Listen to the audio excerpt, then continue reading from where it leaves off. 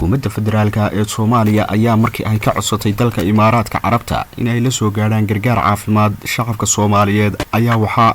Imaaraadku u deeqa ka kala dejiyay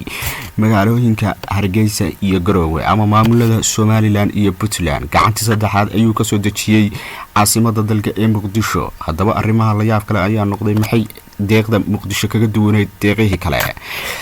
dawladda federaalka Soomaaliya markii ay kala wareegtay Imaaraadka qalabkaasi caafimaad ee xilligaas ay u argagay inuu ahaa mid muhiim ah isla markaasna ay aad ugu hanweynayeen ayaa qalabkaasi markii laga wareegay Imaaraadka ee ay dawladdu furtay waxa uu noqday mid ka duwan waxyaabihii ay ka filisay waxaana ay dhamaantood noqdeen qalabkii laga soo dejiyay garoonka Aadan Cabdi ee Muqdisho saabuunta dareeraha ah oo kaliya fajac iyo ama kaaga ay ku noqotay xukuumadda federaalka Soomaaliya halka Imaaraadku uu ka dejiyay magaalooyinka Garowe iyo Hargeysa qalabyo iskugu jira kuwa lagu baaro caabuqa kuwa laga hortago goloofisyo iyo kuwa fara badan oo kale.